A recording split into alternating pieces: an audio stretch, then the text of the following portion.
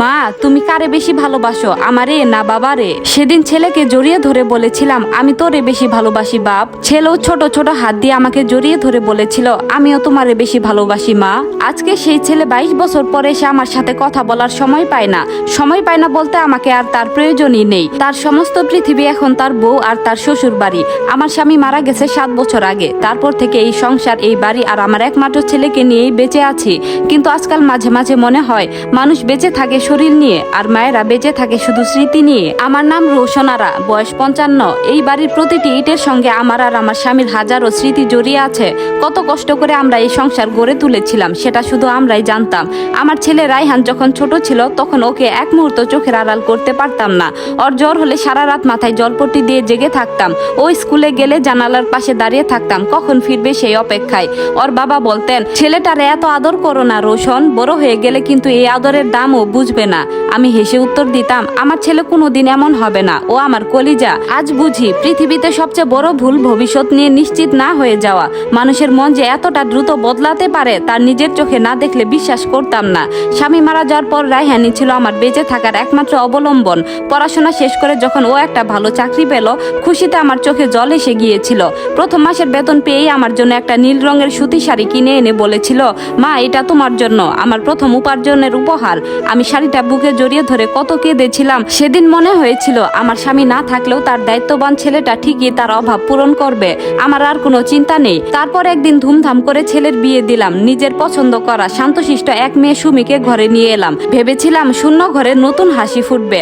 আমার মেয়ে ছিল না, সুমিকে নিজের মেয়ের মতো আগলে রাখবো। প্রথম কয়েকটা মাস সত্যি দারুণ কেটেছিল। সুমি আমাকে মা বলে ডাকতো। বিকেল বেলা দুজন মিলে চা খেতে খেতে গল্প করতাম, রান্না বান্নার তদারকি করতাম। কিন্তু মানুষের জীবনে সুখ বোধ হয় খুব বেশি দিন স্থায়ী হয় না।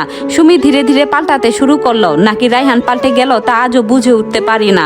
আগে অফিস থেকে ফিরে রায়হান জুতোটা খুলে সোজা আমার ঘরে চলে আসতো। পাশে এসে বলতো, মা সারাদিন কি করলে, কেমন আছো? এখন ও সোজা নিজের রুমে চলে যায়। আমি বারান্দায় কাঠের চেয়ারটাই বসে দরজার দিকে চেয়ে থাকি। রাত গভীর হয়, হয়তো ভাবি আজ ও আসবে, হয়তো একটু দরজায় টোকা দিয়ে বলবে, মা ঘুমিয়েছ। কিন্তু না, দরজায় সেই পরিচিত টোকা আর পড়ে না। আজ শুক্রবার, রায়হানের ছুটির দিন। এক সময় ছুটির দিন মানেই ছিল ঘরে উৎসবের আমেজ। রায়হান বায়না করতো, মা আজ তোমার হাতের খাসির মাংসের রেজালা আর পোলাও খাবো। আমি সকাল থেকে রান্নাঘরে লেগে থাকতাম। আজও সকালে উঠে রায়হানের প্রিয় খাবারগুলো বানানোর প্রস্তুতি নিচ্ছিলাম। এমন সময় সুমি নিজের ঘর থেকে বের হয়ে এসে ঠান্ডা গলায় বলল, মা আজকে দুপুরে রান্নার দরকার নেই, আমরা বাইরে যাচ্ছি। আমি একটু ইতস্তত করে বললাম, কোথায় যাবা তোমরা? রায়হানের প্রিয় হাঁসের মাংসটা ভিজিয়ে রেখেছিলাম তো। সুমি আমার কথার মাঝে বাধা দিয়ে বলল, আজকে আমার বাবার বাড়িতে দাওয়াত আছে, ওখানেই দুপুর আর রাতের খাবার খাবো, আপনি নিজের জন্য হালকা কিছু রান্না করে নিয়েন। সুমি কথাটা বলে নিজের রুমে চলে গেল। আমি হাত গুটিয়ে দাঁড়িয়ে রইলাম। একটু পর রায়হান তৈরি হয়ে বের হলো। নীল রঙের শার্ট পরা, একদম ওর বাবার মতো লাগছে দেখতে।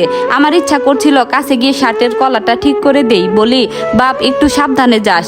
কিন্তু রায়হান আমার দিকে চোখ তুলে তাকালো না, ঘড়ির দিকে তাকিয়ে বলল, সুমি দেরি হয়ে যাচ্ছে, বের হও। আমি খুব মৃদু স্বরে ডাকলাম, রায়হান। ও একটু থমকে দাঁড়ালো আর বলল, বলো মা, কিছু বলবে? আমাদের দেরি হয়ে যাচ্ছে।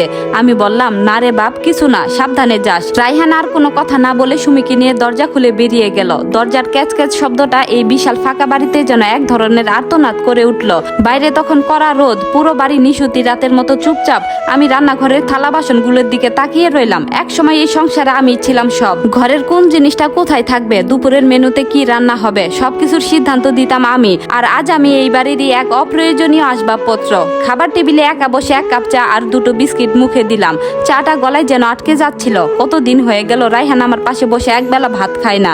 কতদিন হয়ে গেল ও আমার মাথায় হাত রেখে বলে না, মা তুমি এত চিন্তা করো না তো।